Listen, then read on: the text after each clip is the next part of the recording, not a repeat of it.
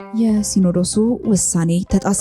አቡነ ገብርኤል ከታቀቡ በኋላ በድጋሚ በአምቦ መስበካቸው እጅግ እያነጋገረ ይገኛል። በርካታ ኦርቶዶክሳውያን እጅግ ተቆጥተዋል። ከዚህ በኋላ ሕግ አውጪ ነን በሚል የፖለቲካ ተሿሚ ጳጳሳት ስንታወክ መኖር የለብንም። ከፊታችን እየመጣ ባለው ምልዓተ ጉባኤ አንድም ሳይሸራረፍ የቤተ ክርስቲያኗ ሕግ መከበር አለበት። የቅዱስ ሲኖዶስን ውሳኔ ተላልፈው በድጋሚ ሌላ ስህተትን ፈጽመዋል። አሁን ሊቀ ጳጳሱ በተጨባጭ በሐልዮ በነቢብና በገቢር ስህተትን ሰርተዋል። በርካቶች በዚህ ጉዳይ እጅግ ተቆጥተዋል። አባቶች እጅግ ተቆጥተው ጥብቅ መመሪያንም ሰጥተዋል። ይህንን ጉዳይ በስፋት በዝርዝር መረጃችን እናስደምጣችኋለን። አባ ገብረ ኪዳን በአሁኑ ጊዜ ላይ አሳሳቢ ባሉት ጉዳይ ላይ ያስተላለፉት እጅግ ድንቅ መልእክት፣ ይህንንም መረጃ በስፋት የምናስደምጣችሁ ይሆናል። ሰላም ጤና ይስጥልን። በመላው ክፍለ ዓለማት የምትገኙ ውድ ኦርቶዶክሳውያን በዚህ ቻናል ላይ የተለያዩ ኦርቶዶክሳዊ መረጃዎችን በየዕለቱ የምናደርሳችሁ ይሆናል። ታዲያ እናንተም ለቻናላችን አዲስ ከሆናችሁ ቻናላችንን ሰብስክራይብ በማድረግ ቤተሰብ እንድትሆኑን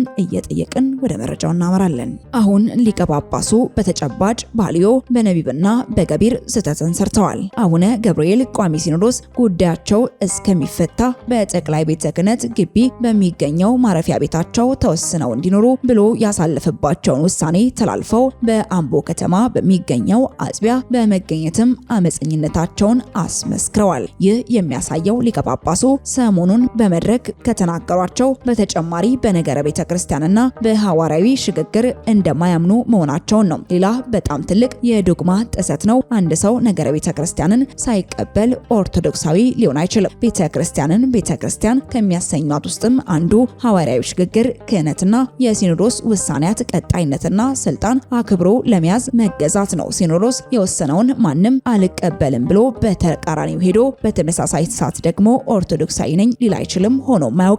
ይህ ለአቡነ ገብርኤል ብቻ ሳይሆን የሲኖዶስን ውሳኔ ለሚያንጓጥጡና መርጬ እቀበላለሁ ለሚለው ሁሉ የሚሰራ መሰረታዊ ትምህርት ነው። አቡነ ገብርኤል እንደ ስተት ትምህርታቸው የሰሞኑ ድርጊታቸውም የሚቀርበው ለታድሶና ለፕሮቴስታንት ትምህርትን አራማጆች ነው። አውቀውም ይሁን ሳያውቁ ያደረጉት ያለው ፍጹም ቤተክርስቲያናዊ ያልሆነና የአመጻ ስራ ነው። አሁን ሊቀ ጳጳሱ በተጨባጭ በሐልዮ በነቢብና በገቢር ስህተትን ሰርተዋል።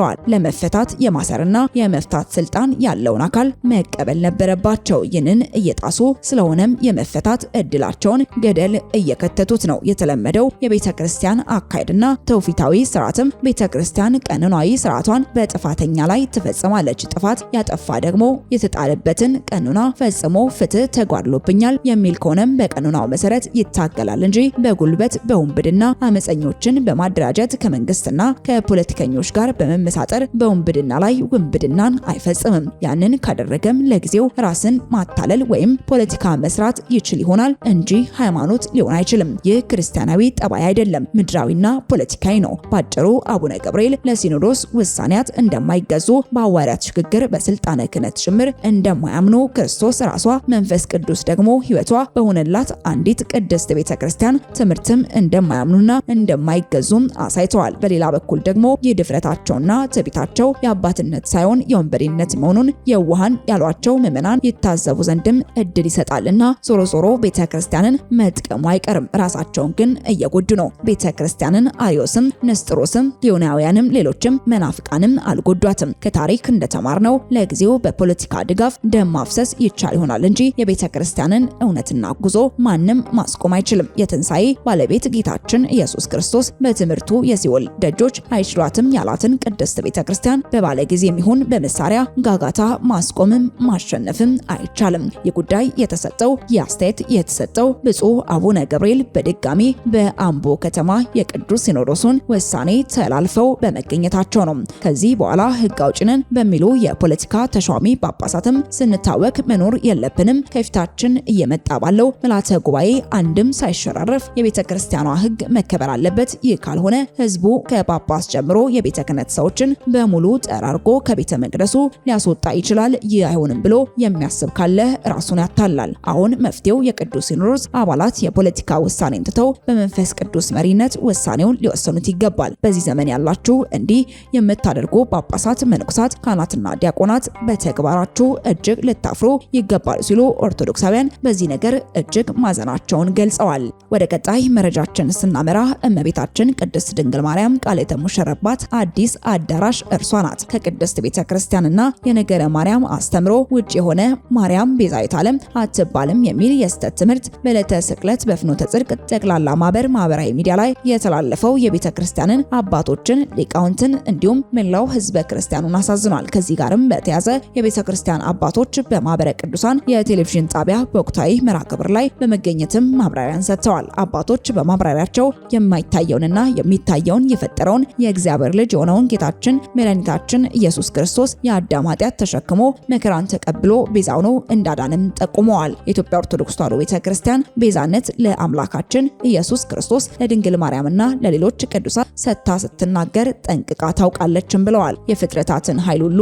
የያዘ አካላዊ ቃል ያለ ዘር ተጸንሶ ከሴት መወለድን ያላፈረም ሲሉ ቅዱስ ያሬድ በድጓ ላይ የጻፈውን በማጣቀስ ወንድሞቼ ስለ ድንግል ማርያም ልናገር ልመሰክርና ልተረጉም ይገባል ሲሉ አስረድተዋል። ታላቁ ሊቅ የሆነው ቅዱስ ሄራክሊስ በተረፈ ቄርሎስ በምዕራፍ 3 ከቁጥር 16 የተጻፈውን በማንሳትም መለወጥ የሌለበት ድንግልና ያላት ንባብ አእምሮ ያላት የዳግማዊ አዳም ክርስቶስ ወዳጅ የምትሆን ሁሉንም አንድ ያደረገች ከፍዳ የዳንባት የድነት ባለቤት የክርስቶስ እናት ቃል የተሞሸረባት አዲስ አዳራሽ እርሷ ናትም ብለዋል። አባቶች በነበራቸው ቆይታ ስለ እመቤታችን ቤዛ አትባልም የሚል ጥያቄ የሚያነሱ ሰዎች የኢየሱስ ክርስቶስ አምላክነት፣ መድኃኒትነት፣ ቤዛነት የተቀማ የሚመስላቸው ሚስጥሩን ካለማወቅና ካለመረዳት ነው ያሉ ሲሆን በተጨማሪም ስለ ቅድስት ድንግል ማርያም ቤዛነት የሚያነሱ ሰዎች የመጠራጠር ስሜትን መፍጠር እንጂ መመርመር አይፈልጉም ብለዋል። በዚህም ቅድስት ቤተክርስቲያን ድንግል ማርያምን ቤዛ ስትል የኢየሱስ ክርስቶስን ቤዛነት ቀምታና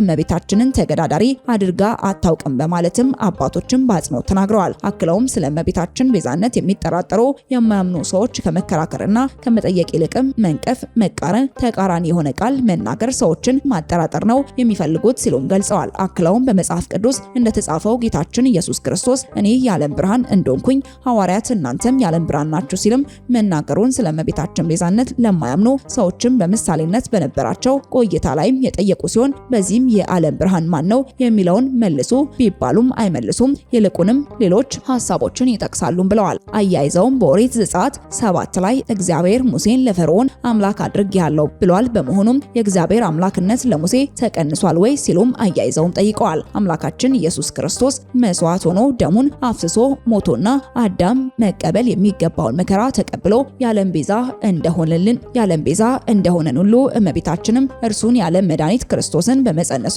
በመውለዷ በማሳደጓ ለመስቀል ሞት በማብቃቷና በአማላጅነቷ ቤዛዊተ ዓለም እንደሆነች አስገንዝበዋል። እያንዳንዱም በመጽሐፍ ቅዱስ የተጻፈውን ቃል አገባቡንና ትርጓሜን ተከትሎ መጠየቅ እንደሚገባ መልእክታቸውንም አጽንኦት ሰጥቶ አስተላልፈዋል። እመቤታችን ዓለም እንዲድን ክርስቶስን ጸንሳለች፣ ወልዳለች፣ እያጠባችም በጀርባዋ አዝላውም ወደ ግብጽ ወርዳለች። ይህም አምላክ ዓለሙን ማዳን አቅቶት አገዘዋለች ማለት አይደለም። ይህ ባለመረዳት በተነገረ ድነት ያላትን ድርሻ ማሳጣት እንደማይገባም አንስተዋል። ወደ ቀጣይ መረጃችን ስናመራ አባ ገብረ ኪዳን ያስተላለፉትን ጥብቅ መልእክት እንመለከታለን። ከዛሬ 3 እና 4 ዓመት በኋላ የዲያቆን ሚስት ይገኛል ብዬ አላስብም። እስኪ እኔ የዲያቆን ካህን ሚስት ነው የምሆነው ብላችሁ ድንግልናችሁን ጠብቁ። እናንተ ድንግልናችሁን ከጣላችሁ ዲያቆን ምን ያግባ?